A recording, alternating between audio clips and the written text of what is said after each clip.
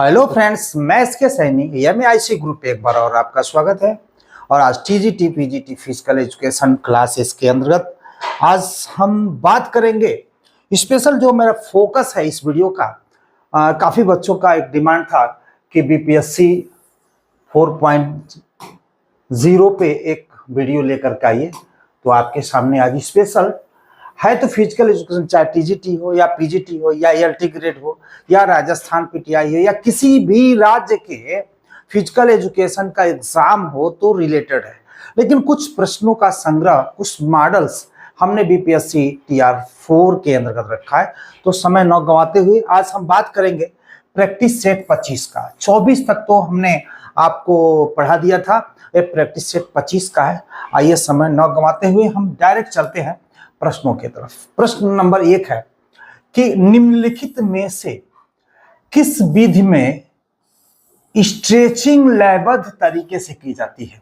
जो स्ट्रेचिंग होती है वो लयबद्ध तरीके से की जाती है, इसमें से कौन सा है। तो इसमें जो बैलेस्टिक विधि है, बैलेस्टिक विधि के अंतर्गत जो स्ट्रेचिंग है वो पूरी तरह से लयबद्ध तरीके से की जाती है। आइए हम यहाँ पे एक ऑप्शन PNF डाले हैं। तो PNF क्या क्या मतलब है। अगर PNF से टारगेट करके पूछ रहा है तो यह विधि पकड़ो और छोड़ो।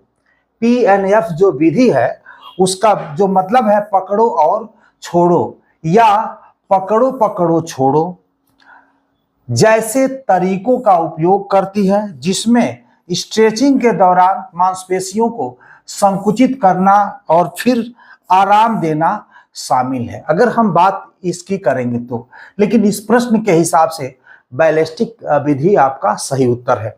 हम व्याख्या के साथ प्रश्नों को आप तक पहुंचाने का प्रयास करते हैं। अगर मेरे चैनल पे नए हो तो मैं चाहूंगा कि सब्सक्राइब, लाइक, शेयर करें और इसमें अगर कहीं कोई त्रुटि हो तो आप बेहिचक कमेंट में लिख सकते हैं, जिससे कि आप और मेरा दोनों सुधार हो सके। आइए, अगर इस वीडियो को तत्काल आप पाना चाहते हैं तो डिस्क्रिप्शन बॉक्स में टेलीग्राम का लिंक है, आप उससे जुड़ेंगे तो तत्काल वीडियो में उस पर डालता हूं, आपको मिल जाएगा। नेक्स्ट क्वेश्चन है, Wisden cricket of the year के रूप में नामित होने वाली पहली भारतीय महिला कौन है। यहां ध्यान रखिएगा, Wisden cricket of the year में नामित होने वाली पहली जो भारतीय महिला है वो हरमनप्रीत कौर है। हरमनप्रीत कौर है, ऑप्शन बी सही है। यहां पे देखिए हमने कुछ और डिटेल लेकर के आया है कि विजडन वीमेंस या वुमन भी होगा, Wisden woman leading cricket in the world. यहां बात आ गई है वर्ल्ड, और केवल स्पेशल महिलाओं का ये समझिए है।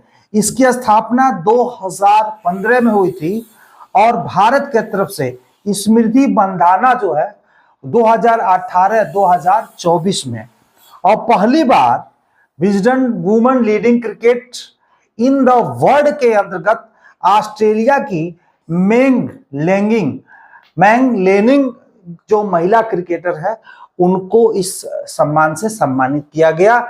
ये जो Wisden cricket of the year है, इसमें महिला पुरुष किसी को भी ब्रिटेन के द्वारा सम्मानित किया जाता है 5 खिलाड़ियों को, और ये जो है पूरे वर्ल्ड में महिलाओं के लिए, ये स्पेशल महिलाओं के लिए पुरस्कार की व्यवस्था की गई है, जिसमें जो स्मृति मंधाता है वो पुरस्कार 18 और 24 में प्राप्त कर चुकी हैं। और इसकी बात करें तो ये हरमनप्रीत जो कौर है, इन्हें इस पुरस्कार से सम्मानित किया गया था।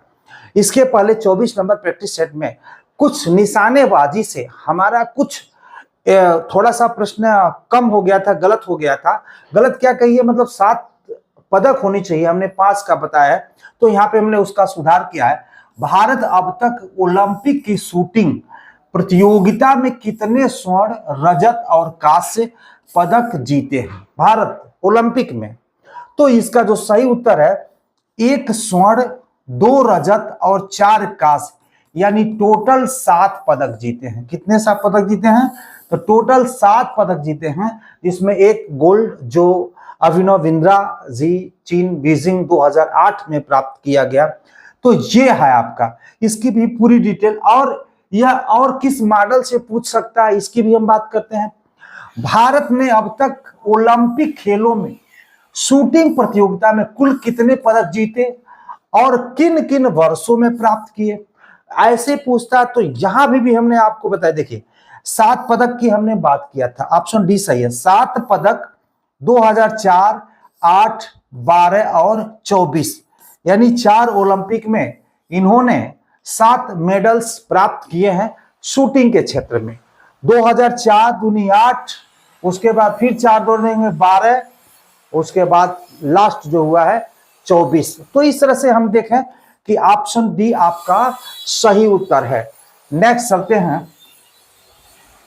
कि इनका पूरा डिटेल हमने आपको दे दिया है कि भारत अब तक शूटिंग में 7 ओलंपिक पदक प्राप्त किए हैं। 2004 एथेंस राज्यवर्धन सिंह राठौर रजत पदक प्राप्त किए। 2008 Beijing Abhinav Bindra 10 metre air rifle में स्वर्ण पदक और 2012 London Vijay Kumar 25 metre rapid fire pistol में रजत पदक प्राप्त किए। 2012 London Gagan Narang 10 metre air rifle कांस्य पदक। 2024 पेरिस में Manu Bhaker 10 metre air pistol कांस्य और 24 पेरिस में मनु भाकर सरबजीत सिंह और मिक्स्ड 10 मीटर एयर पिस्टल में कांस्य पदक और 24 पेरिस में स्वप्निल कुसाले ने 50 मीटर राइफल 3 पोजीशन कांस्य पदक प्राप्त किया। तो इस तरह से सारे पदकों की अगर हम संख्या की बात करते हैं तो ये 7 पदक, जिसमें आपने देखा एक रेड कलर में है आपका स्वर्ण पदक और ये दोनों हमने दिखाया है 2 कांस्य पदक और जो नीला 1, 2 और 3, 1, 4 नीले कलर से हमने दे दिया है वो 7, यानी 3, 2, 5 और 1, 7, यानी 7 पदक जो शूटिंग प्रतियोगिता ओलंपिक में भारत ने प्राप्त किया। थोड़ा सा मिस हो गया तो उसमें मैंने 5 बताया था और वो चूंकि था 7 दिमाग से उतर गया प्रश्न बनाते समय। तो आइए बात करते हैं नेक्स्ट। अगर हमारे प्रैक्टिस सेट का पीडीएफ, देखिए बुक हम नहीं भेज पाएंगे, ये पीडीएफ अगर आपको प्राप्त करना है तो पार्ट 1 और पार्ट 2 यानी पार्ट 1 और पार्ट 2 दोनों का जो प्राइस है 75 रुपया है और 94 50 85 0327 व्हाट्सएप नंबर है।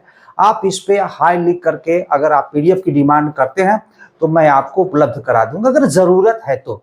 ये 75 रुपया मैं इसलिए लेता हूं, यह एक पुरस्कार राशि है, मतलब ये पुरस्कार के स्वरूप में 75 रुपया लेता हूं और इसलिए ताकि आपको भी लगे मैंने पैसा दिया है तो इसको पढ़ें। बहुत ही बेहतरीन पीडीएफ है, ऐसा नहीं है कि मतलब आप उब जाएंगे, पूरे डायग्राम के साथ अच्छे से बुक ही समझिए लेकिन वो डिजिटल है, बस इतना ही फर्क है। आइए बात करते हैं नेक्स्ट। निम्नलिखित में से कौन सा अष्टांग योग नहीं है? देखिएगा यहाँ पे नहीं है, यहाँ पे नहीं है, ये ध्यान रखिएगा, नहीं है। ये एग्जाम में आप देखिएगा प्रश्न को शुरू से अंत तक पेंसिल लगा के या कलम लगा करके लाइनिंग करके आप जरूर पढ़िए। क्या होता कि अष्टांग योग है वो नहीं पूछ रहा है, यहीं पे हमारा एक क्वेश्चन भी मिस होगा तो आप प्रतियोगिता से बाहर हो सकते हैं। इसमें देखिएगा ये नौली नेति और धौती 3 जो है ये जो खष्टमार्ग, मतलब हम कह सकते हैं खष्ट कर्म के ये अंग है। तो चूंकि ये पूछ रहा अष्टांग, क्या पूछ रहा अष्टांग योग नहीं है तो है किसका? ये अष्टांग योग इसमें से कोई नहीं है। तो इसमें से जो उत्तर आपका होगा वो ऑप्शन है उपर्युक्त में से एक से अधिक। उपर्युक्त में से एक से अधिक इसलिए है जो खष्ट कर्म है, क्षय कर्म है, तो क्षय कर्म है तो एक से अधिक, अगर क्षय कर्म भी पूछता है तो एक को लगाएंगे। तीनों क्षय कर्म का जो है शुद्धिकरण का ये तीनों है तो तीनों तो अब लगाएंगे नहीं, इसलिए ऑप्शन डी है उपर्युक्त में से एक से अधिक। यहीं पे थोड़ा सा दिमाग लगाना है। बिहार में जो बीपीएससी में पूछ रहा है 5 ऑप्शन पूछ रहा है, वही हम थोड़ा मिस कर जाते हैं। नेति और धोती शुद्धि क्रियाएं हैं और खष्ट कर्म है और अष्टांग योग के जो ये अंग नहीं है, अष्टांग योग के अंग नहीं, इसलिए ऑप्शन डी सही है। और अष्टांग योग के अंग क्या है आइए इसके भी बारे में हम बात करते हैं, इसकी डिटेल यहाँ पे देखिएगा। अष्टांग योग के जो 8 अंग है तो ये 8 को हमने आपको सामने रख दिया है ताकि सरलता से आप समझ जाए। यम, नियम, आसन, प्राणायाम, प्रत्याहार, धारणा, ध्यान, समाधि, यानी यम का मतलब नैतिक नियम, नियम का मतलब व्यक्तिगत अनुशासन, आसन शारीरिक मुद्राएं, प्राणायाम स्वयं श्वास नियंत्रण, प्रत्याहार मतलब इंद्रियों पर नियंत्रण, धारण मतलब एकाग्रता, ध्यान मेडिटेशन, और समाधि मतलब आत्म समाहित या परमानंद की स्थिति। यह डाल करके यह पूछ सकता है, इसलिए हम एग्जाम की तैयारी गंभीरता से करें, कहीं से भी चूके ना। इसलिए हमने ये आपके अष्टांग के 8 अंग को बताया, लेकिन खष्ट कर्म के भी सारे कौन कौन से हैं उसकी भी बात कर लेते हैं। यहाँ पे खष्ट कर्म के 6 अंग कौन कौन से हैं? धौती, बस्ती, नेति, त्राटक, नौली और कपाल भांति। ये खष्ट कर्म के ये 6 पार्ट हैं। जो धौती पाचन तंत्र की शुद्धि, बस्ती आंतों की शुद्धि, और नेति नासिका मार्ग की शुद्धि, त्राटक नेत्र और मन की एकाग्रता, और धौली उदर शुद्धि, अग्नि जागरण, और कपाल भाती श्वसन प्रणाली की शुद्धि। तो इस तरह से हमने देखा खष्ट कर्म के ये 6 अंग हैं जो आपके एग्जाम के लिए मैंने क्लियर कर दिया कि कहीं से आपको कोई दुविधा में रहने ही नहीं दूंगा। नेक्स्ट, बिहार का राजकीय खेल कौन सा है? सब लोग जानते हैं कि बिहार का राजकीय खेल कबड्डी है, लेकिन एक बार हमने बाहरी स्टेट के लिए भी ध्यान आकर्षित कराने का प्रयास किया कि अदर स्टेट के भी बच्चे अगर उसमें बैठ रहे हैं तो भी जाने। बिहार सरकार ने 2013 में कबड्डी को राजकीय खेल घोषित किया गया। राजकीय खेल घोषित किया गया, जैसे हम भारत का 1995 से राष्ट्रीय खेल आपकी हॉकी है, लेकिन 2012 में उसको एथराइज तरीके से हम राष्ट्रीय खेल के रूप में घोषित किए। इसी तरह से 2013 में कबड्डी को राजकीय खेल घोषित किया गया था। ऐसा नहीं है कि इसके पहले नहीं था, लेकिन एक एथेंटिक तरीके से 2013 में घोषित किया गया। नेक्स्ट, उच्च ऊंचाई पर प्रशिक्षण के अनुकूल को कहा जाता है। उच्च ऊंचाई पर जो प्रशिक्षण होता है वो अनुकूल कहा जाता है। तो ऑप्शन है अक्लाइटाइजेशन, यानी हम कह सकते हैं अक्लाइटाइजेशन है सही उत्तर, आपका सी है। और भी आज बात करते हैं, जो अक्लाइटाइजेशन जो है यह शरीर का उच्च ऊंचाई वाले वातावरण के अनुकूल होना जहां ऑक्सीजन की मात्रा कम होती है, यहां पे। तो ये आपका सही उत्तर आपका है अक्लाइटाइजेशन, ये आपका सही उत्तर है। नेक्स्ट चलते हैं कि एक चीज यहां पे ये इसका थर्मिगुलेशन जो है और सुपर कंपेंसेशन है, इसका भी क्या मतलब है हम यहां पे आपको समझाने के प्रयास करें। जो यह थर्मोगुलेशन जो है शरीर के तापमान को नियंत्रित करने की प्रक्रिया है, यह उच्च ऊंचाई से सीधे संबंधित नहीं है। अगर यह इस तरह से प्रश्न पूछता, ये 4 ऑप्शन है तो ये ऑप्शन सही हो जाएगा। जो सुपर कंपेंसेशन है यह खेल के संदर्भ में यह वह अतिरिक्त लाभ है जो प्रशिक्षण के बाद रिकवरी के दौरान मिलता है। तो कौन सा ऑप्शन डाल करके आपसे पूछना चाहता है, ये कौन सा मैटर डाल करके पूछना चाहता है, उसका भी मतलब हम प्रयास करते हैं कि आपको समझाएं। बिहार सरकार द्वारा खिलाड़ियों और कोचों को प्रदान किया जाने वाला प्रधान राज्य स्तरीय खेल सम्मान का क्या नाम है? यानी बिहार राज्य के द्वारा खिलाड़ी और कोच को जो सम्मान पुरस्कार दिया जाता है, जैसे उत्तर प्रदेश में लक्ष्मण पुरस्कार और रानी लक्ष्मीबाई पुरस्कार दिया जाता है, तो उसी तरह से बिहार राज्य सरकार के द्वारा कौन सा पुरस्कार दिया जाता है? तो ऑप्शन बी है बिहार राज्य खेल सम्मान। इसमें प्रशस्ति पत्र और नगद पुरस्कार राशि भी दी जाती है। बिहार राज्य खेल सम्मान के नाम से यह पुरस्कार बिहार में खिलाड़ी और कोच को दिया जाता है। साल 2025 के बिहार राज्य खेल सम्मान समारोह में कुल कितनी धनराशि खिलाड़ी, कोचों और संघों में वितरित की गई?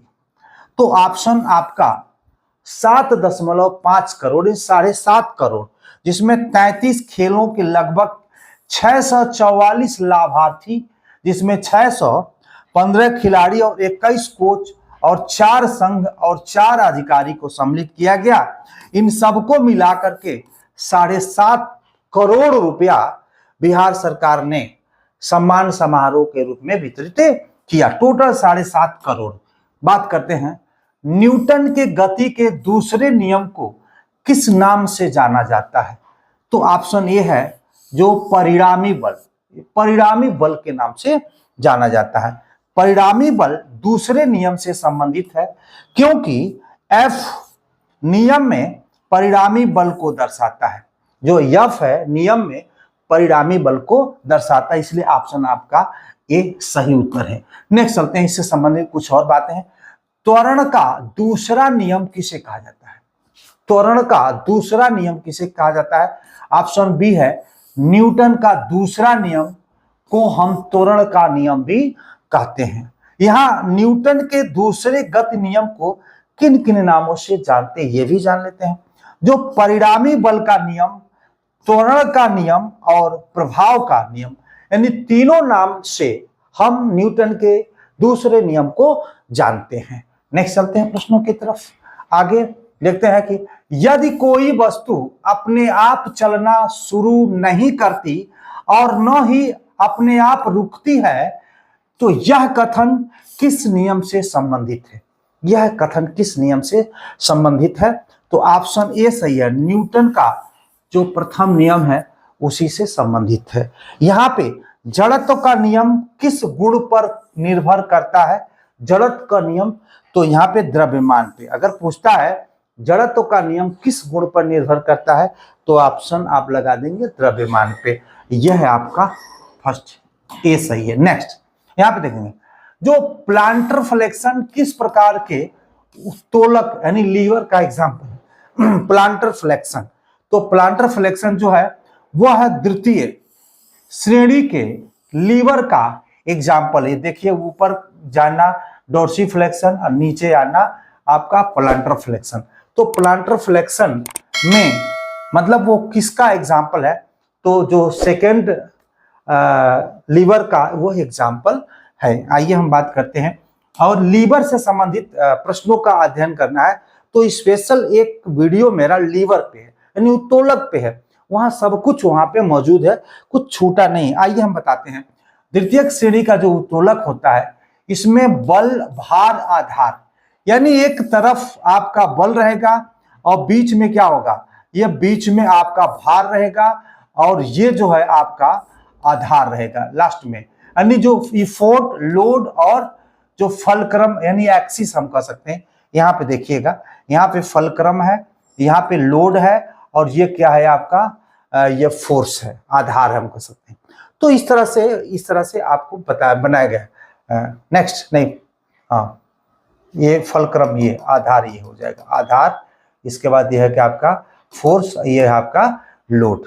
सेकेंड क्लास लीवर का एग्जाम्पल है। नेक्स्ट उत्तोलक में 3 बल काम करते हैं। बल को फोर्स और इफोर्ट के भी नाम से जानते हैं। आधार अधिष्ठान को एक्सिस और फलक्रम के भी नाम से जानते हैं। भार प्रतिरोध इसको लोड, रेस्ट और रेजिस्टेंस के भी नाम से जानते हैं। जिस तरह से आपको पूछे इसलिए मैंने थोड़ा सा यहाँ पे इसका बिहार की खिलाड़ी रश्मि कुमारी, देखिएगा ये बड़ी एक्टिव खिलाड़ी हैं, बिहार के सम्मान को आगे बढ़ा रही हैं। रश्मि कुमारी किस खेल की विश्व चैंपियन है और कितने विश्व खिताब जीते हैं? रश्मि कुमारी किस खेल के विश्व चैंपियन है और कितने विश्व कप जीते हैं? तो ऑप्शन बी है कैरम। यह 3 वर्ल्ड कप, 3 विश्व कप कैरम की ये जीत चुकी हैं, जो बिहार की रहने वाली हैं। तो कैरम बोर्ड जो हम लोग खेलते हैं। रश्मि कुमारी एक अंतरराष्ट्रीय कैरम खिलाड़ी हैं, क्वीन ऑफ द कैरम। रश्मि को क्वीन ऑफ द कैरम की उपाधि मिली है बिहार में।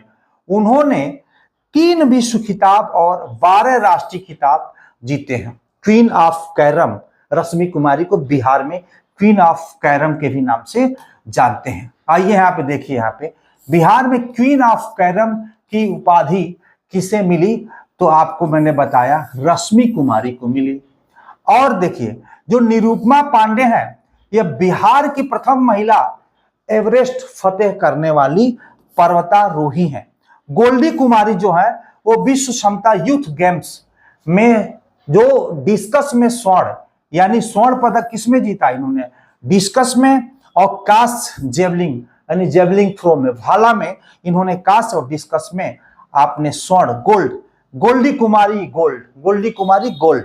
अपराजिता मिश्रा राष्ट्रीय जो वुशु चैंपियनशिप में कांस्य पदक जीता।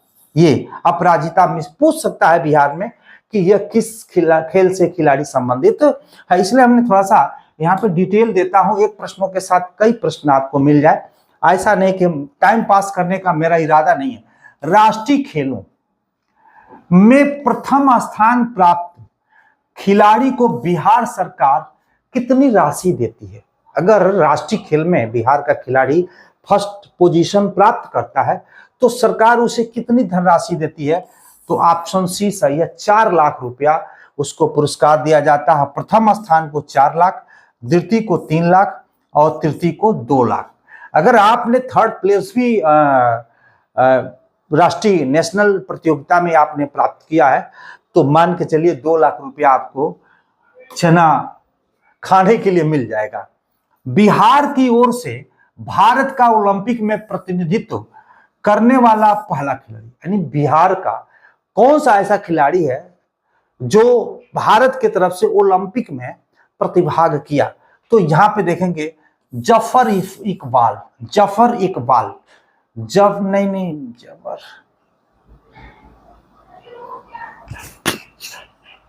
सॉरी जफर इकबाल नहीं है, मैं आपको बता, ये है ऑप्शन बी है मेवालाल साहू है, मेवालाल साहू, मेवालाल साहू। यहां पे देखिएगा शिवनाथ सिंह 1976 में, 1948 में ही मेवालाल साहू ने बिहार की तरफ से प्रतिभागिता किया था फुटबॉल में। ग्रीष्मकालीन ओलंपिक मैराथन में 11वें स्थान पे थे शिवनाथ सिंह, ये भी बिहार के ही हैं। अर्जुन पुरस्कार विजेता चंद्रदेव प्रसाद भारतीय फुटबॉल टीम के पूर्व कप्तान थे। 1965 में जापान भारत की जूनियर फुटबॉल टीम की तरफ से प्रतिस्पर्धा हुई। यानी हम कह सकते हैं, पूछता है कि चंद्रदेव प्रसाद कहाँ के हैं, तो बिहार के हैं। यहाँ मेवालाल साहू हैं प्रथम ओलंपिक में प्रतिभागिता करने वाले। यहाँ पे देखें फेयर प्ले अवार्ड किससे संबंधी है? फेयर प्ले, तो इसका जो सही उत्तर है आपका खेल भावना। यहाँ देखिए FIFA fair play award football में और IPL fair play award cricket में खेल भावना के लिए दिए जाने वाला पुरस्कारों का उदाहरण है। यानी फुटबॉल और आईपीएल क्रिकेट में यह खेल भावना के लिए फेयर प्ले अवार्ड से सम्मानित किया जाता है खिलाड़ियों को। नेक्स्ट चलते हैं कि निम्न में से कौन सा विटामिन सनशाइन विटामिन कहलाता है? सनशाइन, सन मतलब होता है सूरज, उसकी शाइनिंग से जो हमें विटामिन प्राप्त होती है। अगर क्लियर हो गए होंगे आप तो ऑप्शन डी सही है। मुझे नहीं, हमें पता है कि आप सबको पता है, लेकिन एक बार आपके मानस पटल से गुजारने के लिए भी ऐसे प्रश्नों का मैं संग्रह लाता हूं ताकि आपको लगे कि हाँ हो सकता है कि मिस हो जाए। हाँ जानते थे मिस हो गया, लेकिन एक बार जब गुजरा रहेगा तो मिस नहीं होगा। और विटामिन के प्रकार 2 होते हैं, पानी में घुलनशील BC और वसा में घुलनशील ADA एडेक। तो इस तरह से भी प्रश्न पूछ सकता है। आइए नेक्स्ट, खेल प्रशिक्षण की जो आइसोकाइनेटिक्स पद्धति है किसके द्वारा शुरू किया गया? आइसोकाइनेटिक, आइसोकाइनेटिक, आइसोकाइनेटिक, आइसोकाइनेटिक जो पद्धति है किसके द्वारा शुरू किया गया? तो जे पेरिन के द्वारा। ऑप्शन बी सही है, जे पेरिन के द्वारा जो खेल प्रशिक्षण की आइसोकाइनेटिक पद्धति विकसित किया गया, जे पेरिन के द्वारा। नेक्स्ट चलते हैं, फाटलेग प्रशिक्षण का मूल सिद्धांत निम्नलिखित में से कौन सा? फाटलेग प्रशिक्षण का जो मूल सिद्धांत है इनमें से कौन सा है? तो गति में भिन्नता। ऑप्शन आपका बी सही होगा, गति में भिन्नता। और फाट लेग स्वीडिश शब्द अर्थ स्पीड प्ले, प्रशिक्षण में धावक अलग अलग गति, धीमी दौड़, तेज दौड़, स्प्रिंट, जॉगिंग को मिश्रित करता है। इससे निश्चित दूरी समय की बजाय खिलाड़ी अपनी सुविधानुसार गति बदलते हुए प्रशिक्षण प्राप्त करता है, प्रशिक्षण करता है गति बदलते हुए। तो फार्डलेग प्रशिक्षण का जो मूल सिद्धांत निम्न में से कौन सा है? तो गति में भिन्नता, यानी गति बदल लेता है, कभी फास्ट कभी स्लो। इसलिए मैंने इसका डिटेल यहाँ पे फार्डलेग का जो भी हमने डिटेल किया ताकि आपको कंफ्यूजन ना हो। ऑप्शन बी आपका सही उत्तर है। कुछ क्लिष्ट प्रश्नों का भी संग्रह है जो कभी भी कुछ भी पूछा जा सकता है। गति चरणों की उच्च स्तर की फाइन जो ट्यूनिंग प्राप्त करने की क्षमता को कहा जाता है। गति चरणों की उच्च स्तर की जो ट्यूनिंग प्राप्त करने की क्षमता को कहा जाता है। तो यहां पे ऑप्शन सी सही है, युग्मन क्षमता। युग्मन क्षमता, युग्मन क्षमता, यहां पे देखिए युग्मन क्षमता जो है इसका अलग अलग अंगों या गति चरणों को सम्मिलित करके उच्च स्तर की फाइन ट्यूनिंग से गति करना होता है। तो इसलिए इसका जो ऑप्शन सी सही उत्तर है। नेक्स्ट चलते हैं। जो अभिन्यास क्षमता, यहां पे देखिएगा हमने कुछ और ऑप्शन दिया था। जो अभिन्यास क्षमता और जो अनुकलन क्षमता ये क्या है, इसका भी थोड़ा सा डिटेल यहाँ पे। जो अभिन्यास क्षमता खेल की स्थिति और वातावरण में अपनी स्थिति को समझने और दिशा निर्धारित करने की क्षमता को अभिन्यास क्षमता कहा जाता है। और अनुकूलन क्षमता क्या होता है? बदलती परिस्थितियों और नई स्थितियों के अनुसार अपने कौशल गति को समायोजित करने की जो क्षमता होती है उसे अनुकूलन क्षमता कहा जाता है। नेक्स्ट चलते हैं। नॉकआउट आधार पर खेला जाने वाला फुटबॉल टूर्नामेंट है। इसमें जो टूर्नामेंट है वो नॉकआउट द्वारा कौन सा है? तो संतोष जो ट्रॉफी है ये नॉकआउट पद्धति पे खेला जाता है, बाकी इसमें नॉकआउट पद्धति पे नहीं खेला जाता है। संतोष ट्रॉफी फुटबॉल का राष्ट्रीय स्तर पे आयोजित नॉकआउट आधार पर खेला जाने वाला यह टूर्नामेंट है। आइए थोड़ा सा और आगे बात करते हैं। जबकि हीरो आई लीग और इंडियन सुपर लीग प्रणाली पर खेले जाते हैं, न कि नॉकआउट आधार पर खेले जाते हैं। आइए और आगे चलते हैं। खेलो इंडिया कार्यक्रम में कितने कार्य क्षेत्र होते हैं? देखिए है तो बड़ा इजी, लेकिन अगर पूछा तो एक नंबर मिस हो जाएगा। खेलो इंडिया कार्यक्रम में कितने कार्य क्षेत्र हैं? तो इसमें है आपके 12 कार्य क्षेत्र हैं। सही उत्तर सी है, 12 कार्य क्षेत्र हैं। यह 12 कार्य क्षेत्र हैं आपका। 12 क्षेत्र जैसे खेल के मैदान का विकास, सामुदायिक कोचिंग का विकास, राज्य स्तरीय खेलों, इंडियन केंद्र, वार्षिक खेल प्रतियोगिता, प्रतिभा खोज विकास और संरचना का विकास, और खेल शिक्षाविदों को सहायता, स्कूली विद्यार्थियों की शारीरिक फिटनेस, महिलाओं के लिए खेल, विकलांगों के लिए खेल, ग्रामीण और स्वदेशी खेलों को बढ़ावा देना, शांति विकास के लिए। तो 12 उसके कार्य क्षेत्र है। तो नेक्स्ट और आगे चलते हैं हम।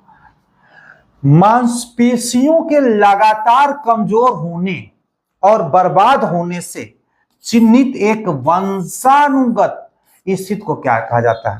यानी मांसपेशियों के लगातार कमजोर होने, बर्बाद होने चिन्हित एक वंशानुगत स्थिति को क्या कहा जाता है? तो यहाँ पे ऑप्शन सी है, मस्कुलर डिस्ट्राफी। मस्कुलर डिस्ट्राफी, ये मस्कुलर डिस्ट्राफी होता क्या है? यहाँ पे इसका भी डिटेल हमने आपको कर दिया है। यह एक वंशानुगत रोग है जिसमें मांसपेशियां धीरे धीरे कमजोर होती जाती है और नष्ट होने लगती है। यह समय के साथ बढ़ता और रोगी की चलने फिरने की क्षमता प्रभावित होती है। मसल्स जब आपके कमजोर होंगे तो चलने फिरने की क्षमता भी। बाकी इसका भी क्या मतलब है यहाँ पे आपको बताते हैं। जो ऑटिज्म है यह एक स्नायु विकास संबंधी विकार है, मांसपेशियों से संबंधित नहीं है, स्नायु नर्वस सिस्टम। और सेरेब्रल पाल्सी क्या है? यह मस्तिष्क से संबंधित मोटर विकार है जो जन्म के समय या शुरुआती बचपन में होता है। मस्कुलर डिस्ट्राफी मांसपेशी का वंशानुगत या क्षय है। नेक्स्ट हमने देखिए, नियमित रूप से आसन करने से निम्नलिखित में से कौन सा लाभ होता है? कौन सा? तो लचीलापन में वृद्धि, पेट की ताकत में सुधार, बेहतर फोकस, सब सही है। और यहाँ पे हम कह सकते हैं डी होगा, उपर्युक्त में एक से अधिक। उपर्युक्त में से कोई हो नहीं सकता, ये सारे हो सकता है, तो इसमें से एक से अधिक, यानी सारे हैं तो एक से अधिक। ऑप्शन डी आपका सही उत्तर होगा। नेक्स्ट चलते हैं। वही चीजें हैं, यहाँ पे देखिएगा 2 बार हो गया है, तो यहाँ पे आपका ऑप्शन डी सही होगा, एक से अधिक। और यहाँ पे हमने बताया है शरीर का लचीलापन बढ़ना, पेट और मांसपेशियों की ताकत सुधार होता है, मानसिक शांति, बेहतर फोकस विकसित करता है। ये नियमित रूप से लचीला एक्सरसाइज हम करते हैं। तो नेक्स्ट चलते हैं। नया ओलंपिक आदर्श वाक्य अब लैटिन में किस प्रकार पढ़ा जाएगा? लैटिन भाषा में जो नया ओलंपिक जो शब्द है उसे कैसे पढ़ा जाएगा? तो जो है सीटियस, अल्टियस, फोर्टियस, कम्यूटर, ये जो 2021 में टुगेदर जिसको हम कम्यूटर कहते हैं, इसको हमने ऐड कर दिया। हमने नहीं, मतलब ओलंपिक जो कमेटी है उन्होंने ऐड कर दिया। सीटियस, अल्टियस, फोर्टियस तो पहले था, लेकिन अब कम्यूटर को उसमें और एक ऐड कर दिया गया, जिसको देखिए हम यहाँ पे नया ओलंपिक आदर्श वाक्य लैटिन में सीटियस, अल्टियस और फोर्टियस और कम्यूस को ऐड करते हैं। इसे एक तरह से और भी पूछा जाता है, जो फास्टर है, हाइजेस्टर, स्ट्रॉन्गर और टुगेदर। इस शब्द का भी इस्तेमाल सेम वही चीज है अंग्रेजी में इसको। तो ये फास्टर, जो हाइएस्टर और स्ट्रॉन्गर और टुगेदर, इसमें क्या है, कम्यूटर को जोड़ रहा है, यहाँ पे टुगेदर को जोड़ रहा है। तो आप ध्यान रखिएगा, ये वह सेंटेंस देगा तो टुगेदर देगा, यह सेंटेंस देगा तो कम्यूटर देगा। ये देखिए कम्यूनिस्ट को इसमें ऐड कर रहा है। तो क्या पूछ रहा है यहाँ पे ध्यान रखना है आपको। इसका अर्थ क्या होता है? तेज, ऊंचा, मजबूत और एकजुट। तेज, ऊंचा, मजबूत और एकजुट 2021 में अपडेट किया गया, जिसमें जो है कम्यूनिस्ट यानी एकजुट को जोड़ा गया ताकि एकता और समुदाय पर जोर दिया जाए। नेक्स्ट चलते हैं प्रश्नों की तरफ। यहाँ पे एथलेटिक या शारीरिक प्रशिक्षण की व्यवस्थित योजना कहलाती है। तो यह है आपका अवधिकरण। एथलेटिक या शारीरिक प्रशिक्षण की जो व्यवस्थित योजना होती है उसको बोलते हैं अवधिकरण। एथलेटिक शारीरिक प्रशिक्षण को एक व्यवस्थित और वैज्ञानिक योजना के आधार पर विभिन्न चरणों जैसे तैयारी काल, प्रतिनिधि काल, संक्रमण काल बांट कर कराया जाता है। इससे ही जो अवधिकरण कहते हैं, इसे ही अवधिकरण कहते हैं। नेक्स्ट चलते हैं। विशिष्टता, इसका अर्थ है कि प्रशिक्षण खेल इवेंट की विशेष आवश्यकताओं के अनुसार होनी चाहिए। आवृत्ति, इसका मतलब है कि प्रशिक्षण कितनी बार किया जा रहा, आवृत्ति बार बार वाला है। तो इस तरह से वो 2 ऑप्शन का भी यहाँ एक मतलब आपको बताया गया। 1 मिनट के दौरान हृदय द्वारा पंप किए गए रक्त की मात्रा कहलाती है, तो कार्डियक आउटपुट कहलाती है। 1 मिनट में हृदय द्वारा पंप किए गए रक्त की मात्रा कहलाती है। कार्डियक आउटपुट, हृदय द्वारा प्रति मिनट पंप किए गए रक्त की कुल मात्रा। कार्डियक आउटपुट बराबर स्ट्रोक आयतन गुणे हृदय गति। अगर एक बार और मैं चाहूंगा, अगर मेरे चैनल पे नए हैं तो सब्सक्राइब, लाइक्स करेंगे तो मुझे ऊर्जा मिलती है। ये एक सपोर्ट है कि हाँ अच्छा है वीडियो, इसलिए आपने लाइक किया। नेक्स्ट चलते हैं। मूल्यों का विज्ञान कहा जाता है, तो एक्सियोलॉजी को मूल्यों का विज्ञान कहा जाता है। इस तरह से भी ऑप्शन आ रहे हैं, जान लीजिए। एक्सियोलॉजी यानी मूल्यों का विज्ञान किसे कहा जाता है? एक्सियोलॉजी। यहाँ पे देखिए, एक्सियोलॉजी को मूल्यों का विज्ञान कहा जाता है। इसमें नैतिक, सौंदर्य, धार्मिक एवं सामाजिक मूल्यों का अध्ययन किया जाता है। यह प्रश्न पूछ दिया है, इसमें नैतिक, सौंदर्य, धार्मिक, सामाजिक मूल्यों का अध्ययन किया जाता है, कहा जाता है। ये ऑप्शन डाल दे दिया। तो एक्सियोलॉजी। यहाँ आमेगम समाज शास्त्र, जिसको सोशियोलॉजी समाज के संगठन, संरचना और व्यवहार का अध्ययन करता है। जो ऑन्टोलॉजी है अस्तित्व और सत्ता का दार्शनिक अध्ययन है। अस्तित्व और सत्ता का दार्शनिक अध्ययन है। ऑप्शन दिया है तो मैं सोचता हूं कि ऑप्शन का भी मतलब आपको बता दूं। वसा के अपूर्ण विघटन के परिणाम स्वरूप बनने वाली कार्बनिक रसायन युक्त ऊर्जा कहलाती है। वसा के अपूर्ण विघटन के परिणाम स्वरूप बनने वाली कार्बनिक रसायन युक्त ऊर्जा कहलाती है। इसमें क्या कहलाती है? तो केटोन्स कहलाती है। इसको केटोन्स कहते हैं।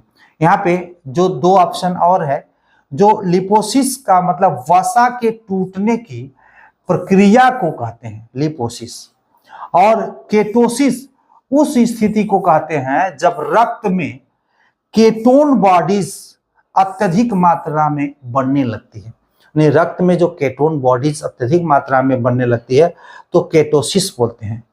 और लेपोसिस क्या होता है? वसा के टूटने की प्रक्रिया को हम लेपोसिस कहते हैं। इस चार का भी नामित होने वाली पहली भारतीय कौन है? हरमीत कौर है। इसके पहले प्रश्न था, अब चलिए इसको भी छोड़ते हैं। नेक्स्ट चलते हैं। किशोर कुमार जेना, देखिएगा, किशोर कुमार जेना एशियाई खेलों में पुरुषों की भाला फेंक में कितनी दूरी के साथ रजत पदक जीते थे? तो 87.54 मीटर। ऑप्शन बी आपका सही उत्तर है। Birsa Munda hockey stadium, Birsa Munda hockey stadium किस राज्य में स्थित है? तो स्वाभाविक है, नाम से आपसा सी ओडिशा में, ओडिशा में, भारत के उड़ीसा राज्य के राउरकेला शहर में स्थित है। राउरकेला शहर में स्टेडियम 2023 में, यह स्टेडियम आपका 2023 में फिर हॉकी विश्व कप की मेजबानी के लिए बनाया गया था। 2023 में हॉकी विश्व कप की मेजबानी के लिए बनाया गया था। सिस्टम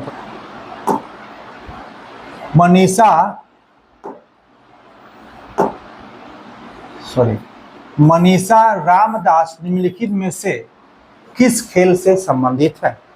तो यहाँ पे जो आप देखेंगे कि उपर्युक्त में से कोई नहीं, मनीषा रामदास जो खिलाड़ी हैं इनमें से किसी खेल से संबंधित नहीं है।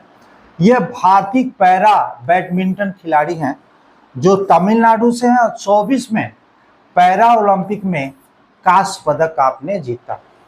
महिला खिलाड़ी हैं मनीषा रामदास, तो यह एक पैरा बैडमिंटन खिलाड़ी हैं।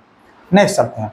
गहन भारोत्तोलन सत्र के दौरान एक एथलीट को मांसपेशियों में थकान और रेठन का अनुभव होता है। किन समस्याओं का कारण बनने वाली जो संभावित पोषण संबंधित कमी का विश्लेषण करें। किन कारण से जो भारोत्तोलन का खिलाड़ी है उसके मांसपेशियों में ऐंठन और थकान का अनुभव होता है? तो ऑप्शन सही उत्तर इसमें है मैग्नीशियम के कारण। मैग्नीशियम के कारण इस तरह की स्थितियां उत्पन्न होती हैं। नेक्स्ट चलते हैं। वाडा का फुल फॉर्म, वाडा तो वर्ल्ड एंटी डोपिंग एजेंसी। विश्व स्तर पे ये ओलंपिक खेलों में या किसी भी खेलों में हम कह सकते हैं जो डोपिंग नशा के द्वारा अपनी क्षमता को खिलाड़ी बढ़ाते हैं वही एजेंसी है। और इसकी जो स्थापना 1999 में की गई थी। इसका मुख्यालय मॉन्ट्रियल कनाडा में है। मॉन्ट्रियल कनाडा विश्व का दूसरा नंबर का देश है कनाडा, जो उत्तरी अमेरिका में पड़ता है, तो वहाँ पे इसका मुख्यालय है। नाडा का फुल फॉर्म तो नेशनल एंटी डोपिंग एजेंसी, ये भारत के लिए बनाया गया है और इसकी स्थापना 24 नवंबर 2005 को हुई थी। इसका मुख्यालय नई दिल्ली भारत में है। नेक्स्ट चलते हैं।